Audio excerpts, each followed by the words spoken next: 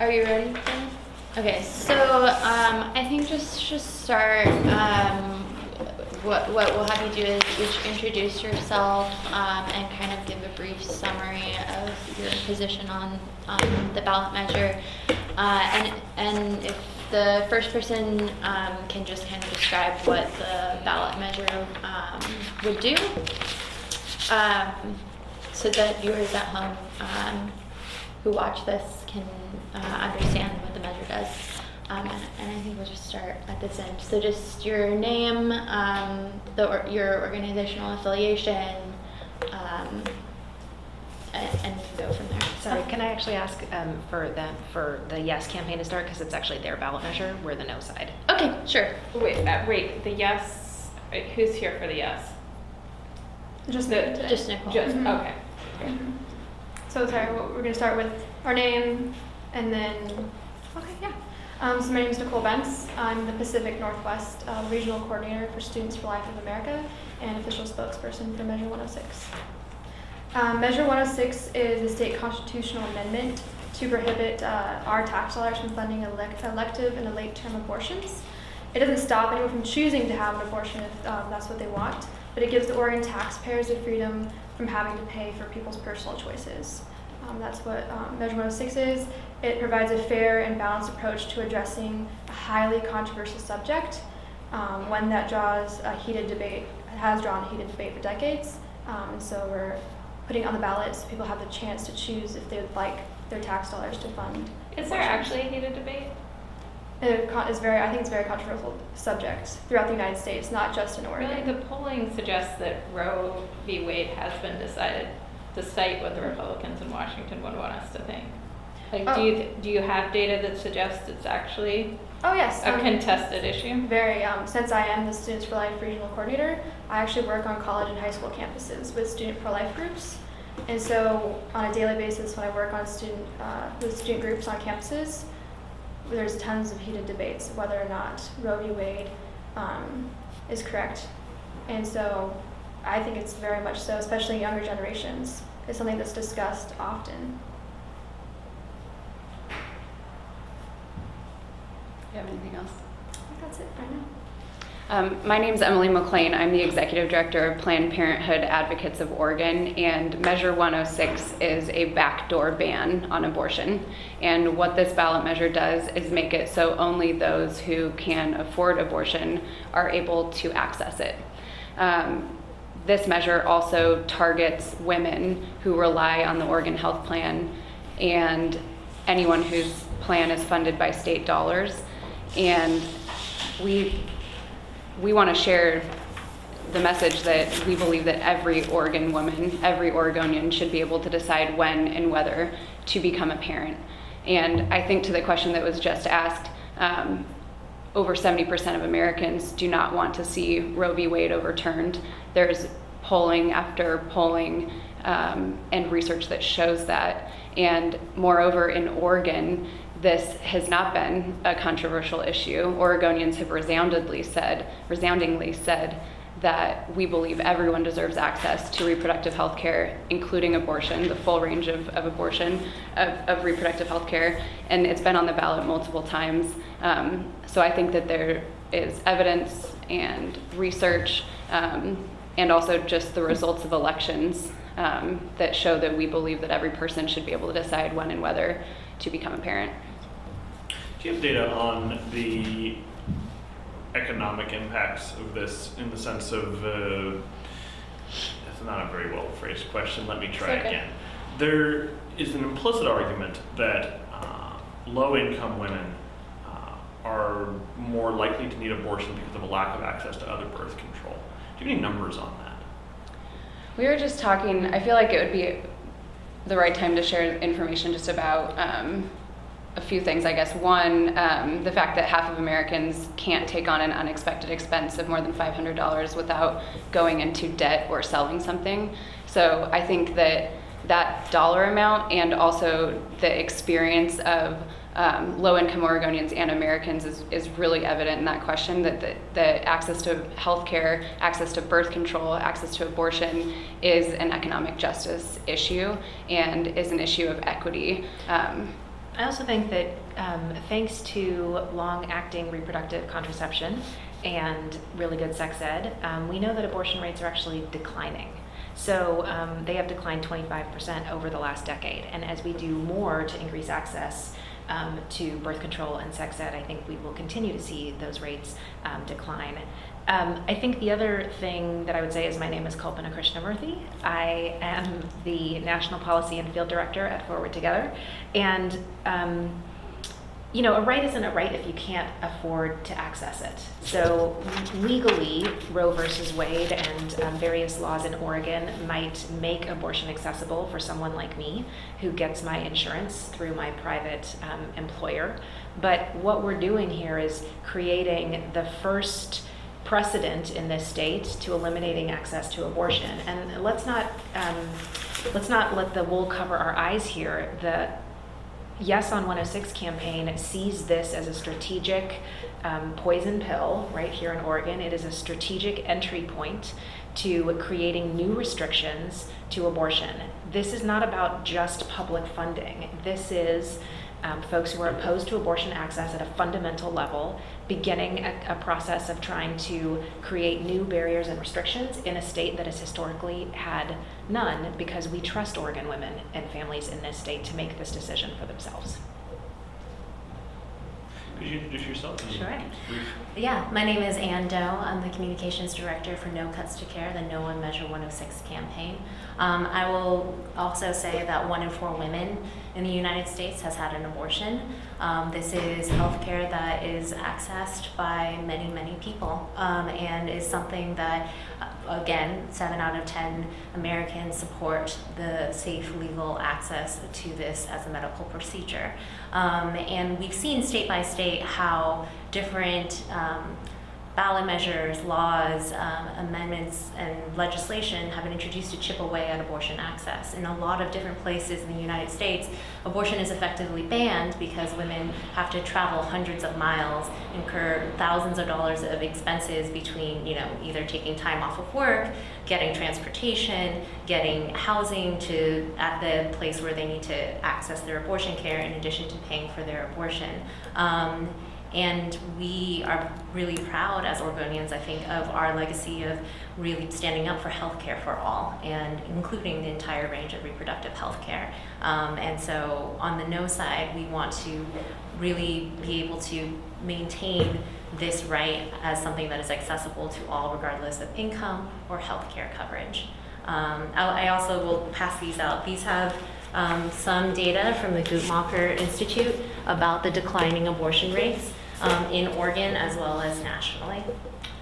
I'd like to establish a few parameters just factually on this, and anybody's welcome on both sides to answer. I don't think these are ideological questions. When did Oregon begin public funding of abortions? Under court order, the Oregon began that funding in 1983. 84? I think that's right. Yeah. I paused because I wasn't remembering exactly which year though, and I would say in addition, it was 1969 when Oregon legalized abortion, before Roe v. Wade as well. So we've had access and kind of methodically ensured access as there have been different conversations, whether it's at the ballot or in the courts. And again, anyone's welcome to answer this. Were there any court challenges to that public funding at any point? I'm not sure. I'm not sure either.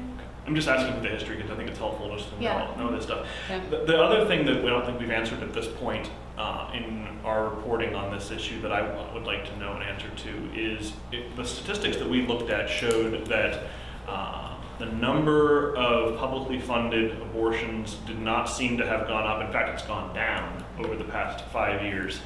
But the cost per abortion does seem to have gone up significantly in the last 5 years, and I'm wondering why that is. I don't know why the exact cost has gone up. I think It doubled, the point, What's the cost? something like It's that. it's more than $600 on average. yeah. We were talking about that earlier because it has fluctuated from like 500, 530, 560. So I don't know the exact amount, but I think what's important about that point is the decline of abortions. And I think, as the executive director of Planned Parenthood Advocates of Oregon and as an advocate for our health centers across the state, we know that is due, just like Kolpina said, to access to contraceptives and also a real focus on sex ed and making sure that people have access to information. I think that's an important point. So, when we were discussing the stakes of this measure as an editorial staff, the question was whether there would practically, if this passed, be real stakes attached to it. Would your organization fundamentally fundamentally would there be any change for women in whether they could actually get an abortion? Would your organization essentially step in and care for these women if this passed? I think the impact is obvious. People are losing abortion coverage in their healthcare. And we serve OHP patients across the state. And it's a good question. I think that it's hard to try and fund healthcare through fundraising.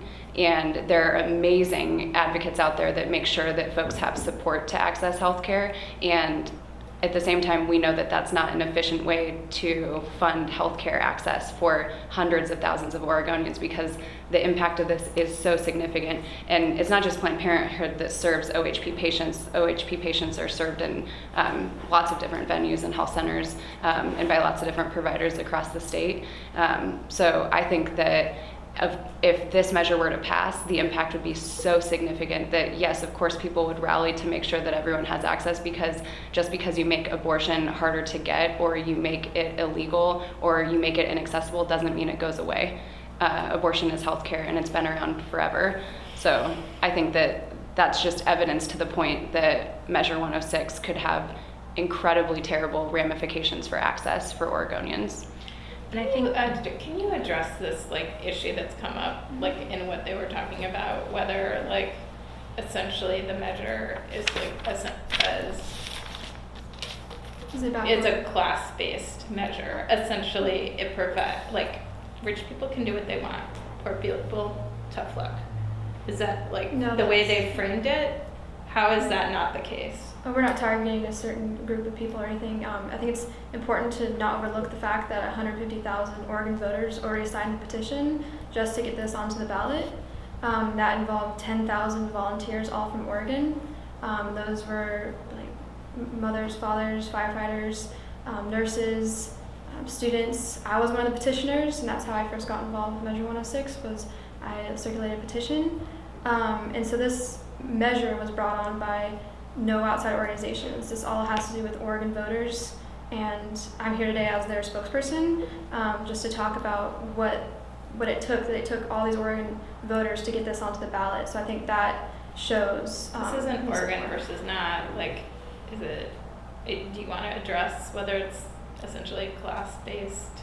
It's not a class-based. How so? It's giving the chance to Oregon voters, so everyone in Oregon has the opportunity to make a vote and to make a choice there.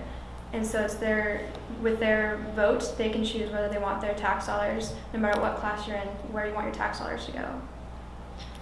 But won't the impact, if this measure passed, be that it's low-income women who would lose funding, whereas wealthier women or women who have health insurance through their employers, or from their spouses' employers, they would still have coverage potentially, or they would be able to pay out of pocket. But low-income women without those economic resources who depend on the state funding would not have access to abortion. So wouldn't this measure disproportionately affect low-income women? Again, like I said, we're not targeting a specific class of people. We're giving the opportunity to the voters to make a choice. But would this impact low-income women more? This is opening up the floor for everyone to vote where their tax dollars are going. Taxpayers have to pay for things that they don't agree with all the time. essentially every function of government, there's someone out there who's paying their taxes. They don't agree with what the government is doing, whether it's how we're spending money on the criminal justice system or education or healthcare. Why is this issue any different than any other issue? Because this is a very controversial issue, and people who don't agree with it should have a choice of Well, lots where of their things are taxes controversial. I don't much care for our foreign policy in the U.S., but I pay my taxes. But Do I get to- everyone's allowed to start a ballot initiative and petition to change, and that's how our government is set up. Well, we're allowed to. I don't have to vote for it. Why should I vote for this one? That is your decision to vote. If you want to vote for it because you agree, or Well, you you're here to don't. persuade me. Persuade you, yeah. That's literally why we're here. Yes. So why should I vote for this? Because I think everyone deserves the chance to choose where their tax dollars are going. And people shouldn't be forced to pay for things that they don't agree with. And that's why this is why I got onto the ballot, is because enough people signed a petition to put it onto the ballot. Okay, but you spent obviously a decent amount of your time and energy getting this onto the ballot. Why? Why does it matter to you? Because I think that we should respect when human life begins, and respect women as well. And I think abortion isn't healthcare, because it's the ending of a human life, and I think women deserve better. So are you a hardliner that way? Like every single abortion is ending a life, Yes, I think every abortion, a human life is lost. even when the health of the mother is involved. I think that everything should be done to save both mother and child. What if there's no way to save the mother without ending the life of the fetus? Each of those situations are very unique, and they're handled as the best way they can for each unique situation for life of the mother cases. Should there be an exception for life of the mother cases? Those will still be funded by the federal funds. This ballot initiative will not take away medically necessary abortions. Is it an okay time to interject here on a Sure. couple of the points that have been brought up? So I think Measure 106 is vaguely written, and it doesn't define what medically necessary is. So I think that's really important. And I also think that the folks at this table are probably aware of the Hyde Amendment, which prevents the use of federal funds on abortion. And so I would encourage this group and Oregon voters to read their voters' pamphlet statement and read all the various arguments in opposition to Measure 106. In particular, I would draw folks' attention to the ACLU voters pamphlet statement that talks about the vagueness of this and also the implications that it could have on contraceptives. And I think there's a lot still yet to be figured out about what this would mean. Hold on, I'm going to challenge you on that. Where in this is contraception discussed? Public funding for contraception. If you read the arguments put by the ACLU, I think that it's clear that emergency contraceptive could be considered as a part of this. Because of the vague language? Well, there's no explicit exception for contraception in the ballot measure. And so if you have post-conception birth control, such as emergency contraception, certain IUDs, certain forms of the pill, one could argue that because of the way that it's worded and because it does not have an explicit exemption for contraception, that like in the future, folks could try to use this as a way to deny medical coverage for those contraceptives. And then I think another point that is really, really important for us to talk about is the impact on the Oregon Health Plan and on low-income women and Oregonians that would be impacted by this measure. So I think it's important that be responded to. Measure 106 is an intentional ballot measure. It was drafted not just this year, but one of the chief sponsors, Jeff Jemerson, has been trying to get this on the ballot multiple times for the last 6 years. And so I think to say that it is not intentionally impacting low-income Oregonians is false. And it's really important for folks to know that would mean the folks who face the very most barriers would be impacted by this. I think it's important to put a number on that. We're talking about nearly half of Oregon women of childbearing age. So it is half of Oregon women of childbearing age that would be impacted by this. Or on the Oregon Health Plan. The combination of both Oregon Health Plan and then folks who get their health care through contracts that public State employees, employees. State so employees. nurses, firefighters, and teachers. So this is not some small group of people. It's half of the women of reproductive age in our state. And I think the other piece for me that just comes up again and again is as a parent, I feel like every single person deserves the opportunity to decide when and whether they become a parent. And it shouldn't matter what kind of insurance you have or what your income is. And Oregon is one of 3 states that mandates private insurance coverage for abortion, right? So abortion is covered on private insurance plans in this state. What this does is say there is health care comprehensive for some folks and not for others. And I think Oregonians have said time and time again, when we look at this issue, that we trust Oregonians to make this decision, and we're gonna do what we can to ensure that all Oregonians have access to abortion, to make the private decision that they need to make the decision involving the people they need to involve, and without people in this room or the government getting in the way. And I think that's why, I was just gonna say, I think that's why you see the Oregon Medical Association, the Oregon Nurses Association, Planned Parenthood, providers who are making sure that their voice is being heard on this measure, because what Measure 106 does is essentially insert this table and each of us and voters into the doctor's office between an individual and their doctor. And we don't think that is right, and that is why people should vote no on Measure 106, because it should be a personal medical decision between an individual and their medical professional that they're seeing. You mentioned that this has been an ongoing effort. That there's been an ongoing effort to get this on the ballot. Why? What's your answer for why it's on the ballot this year? They've been working on it. Yep. I mean, certainly it's been, they've learned, right, from the last couple efforts.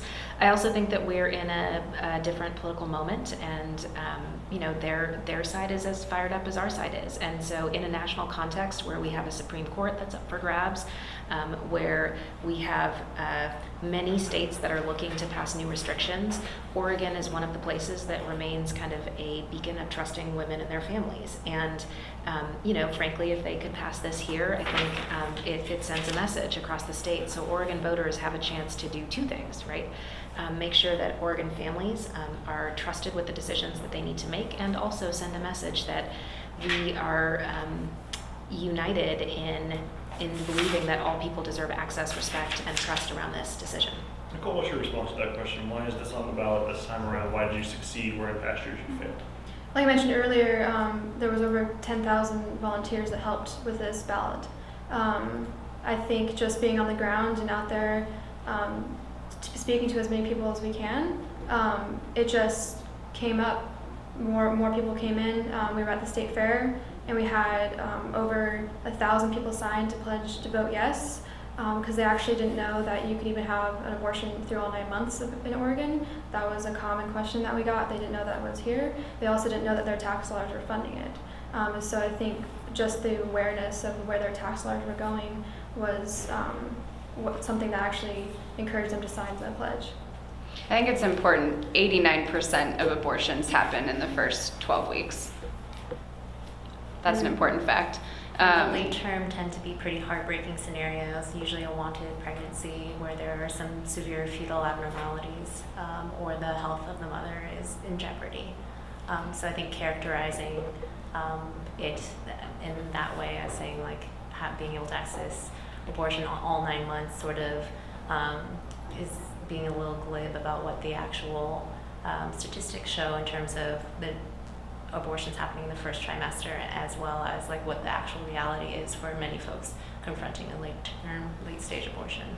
And nearly 60% of women who experienced a delay in getting an abortion did so because they had to raise the money or they had difficulty getting the appointment, right? So when people do find themselves in later term situations, it can also frankly be because they're trying to figure out the cost and how to get access.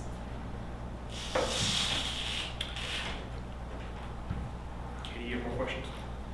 You did mention, like, or they've mentioned a few of people who have endorsed or groups that have endorsed? Is there somebody who's endorsed the Yes Yes. campaign that you stands out? Oregon Right to Life, Political Action Committee, and then the majority of our backing is from Christian churches, Catholic Church, and then the Oregon Bishops Council.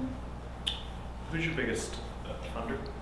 So we have private donors, and that can all be found. We listed it online. Do you know the biggest offhand? I don't have the biggest offhand. How much money has your campaign raised? That would be a question for Jeff. How much money has your campaign raised? I believe to date around 600,000. Okay. Who's the largest donor?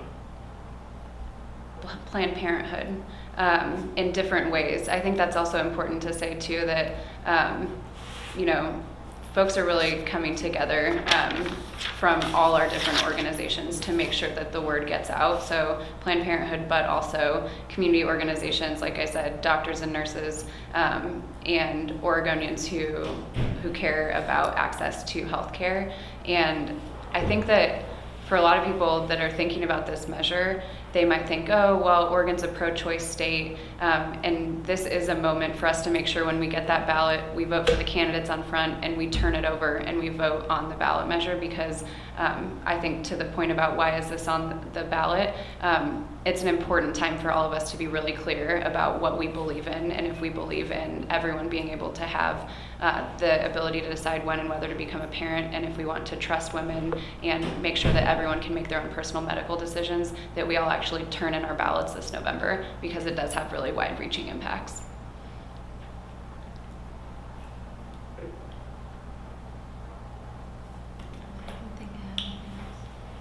In that case, we'd like to ask each of you, in the same way that you introduce yourselves, to give us what we describe as the 30-second elevator pitch for why we should endorse no or yes. I'd like to have the no campaign go first.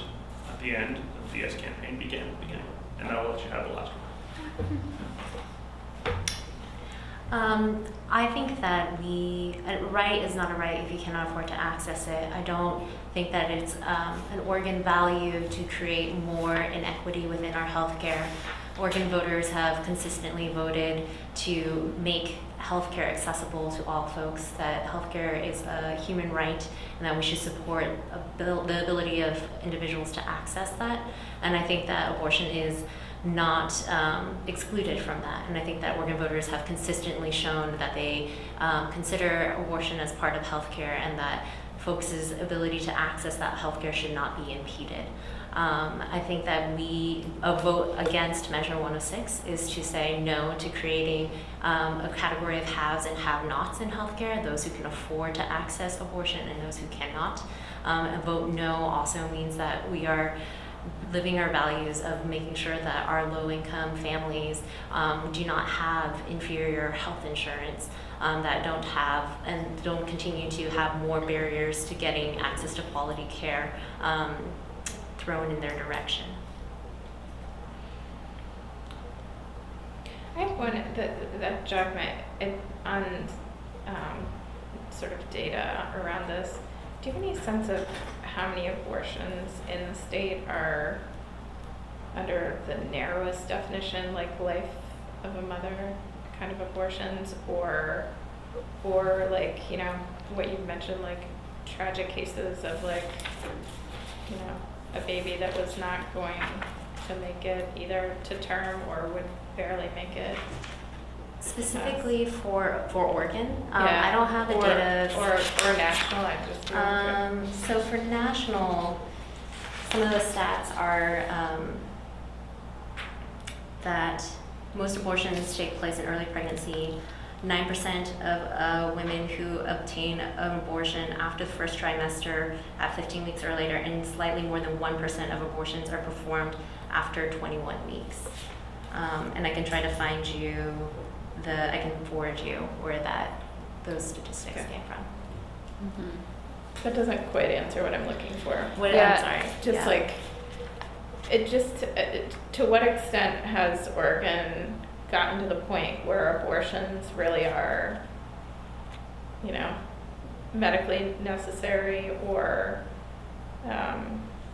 cases where the baby is not going to live? I feel like we need to talk to OHA about Okay. that. I don't know. Okay.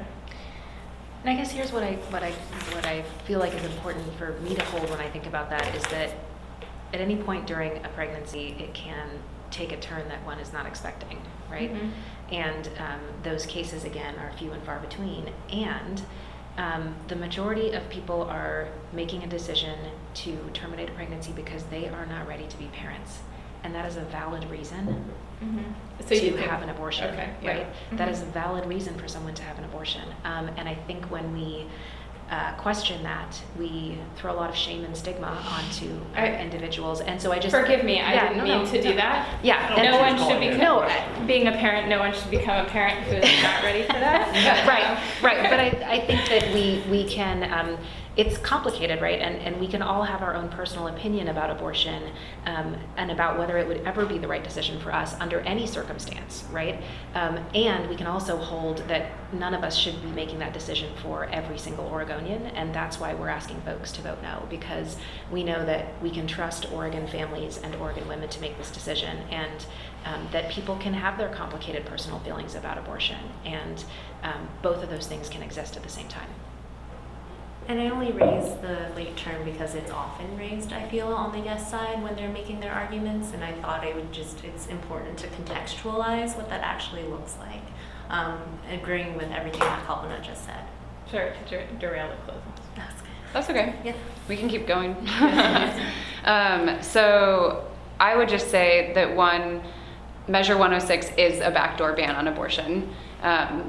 The Yes Campaign website says this is an effort to pass the first pro-life law in Oregon. And so this is an opportunity for Oregon voters to vote no and to say that we believe that every person should be able to decide when and whether to become a parent, no matter how much money you have or what kind of insurance you have, period. I think it is also important to say you never know what medical experience you're going to have. You never know what you're going to be faced with, or what each of us is going to have been faced with, or what anyone at this table has been faced with, and we should not be putting forward a measure that picks and chooses what should be covered by insurance. When a woman is deciding whether or not to carry a pregnancy to term, to end a pregnancy, to make whatever decision is best for her, she should be met with medically accurate information by her medical professional and make her decision on her own or in consultation with whoever she decides to consult, whether that's her faith or her family or her partner. And every Oregonian, no matter what, should have access to decide. And we do believe that abortion is health care. And if you believe that abortion is health care and you want to protect access, you should vote no on Measure 106. And yeah, that's good. Kalpana, did you want to say anything more? It felt like you. Yeah, sorry, I got addressing- sidetracked. I guess if I could addressing say one thing, I come to this having answered a hotline, an abortion hotline for a couple of years, and so I talked to clinics and women across the country where Medicaid didn't fund their abortion, and I talked to 13-year-olds in Florida and 28-year-olds that were homeless in Ohio, and I heard the stories about what they were selling or what they were going without or why this was the right decision, but there was no safety net in those states for those women and those families. And in Oregon, we've said that we believe in healthcare. We just voted on it in January. And because abortion is healthcare, because we believe in the full range of reproductive healthcare, contraception, pap smears, cervical cancer screenings, breast cancer screenings, abortion care, postpartum care, right? If we believe that all of those things are part of the full spectrum of reproductive health care, then picking abortion out and saying that some women and families don't deserve it or can't have it is discrimination against the most vulnerable Oregon families in our state. And I think the reason that folks are going to vote no on 106 is because they know that and they trust Oregon women. So Measure 106, like I said, does not stop anyone from choosing to have an abortion if they wish to have one. It just will give the freedom to the voters to decide if they want their tax dollars funding abortions. And since abortion is such a controversial topic, we believe that the voters should have a chance to have a say in it. So instead of it being decided for them, they can have a chance to say where their tax dollars are going, especially for people who morally disagree or financially disagree with where their tax dollars are going, this gives them the opportunity to choose in November. Thank you very much to all of you for your time. Thank you. Thanks for taking the time. I have a sense of, well, both when you'll be putting the videos out and then also like when endorsements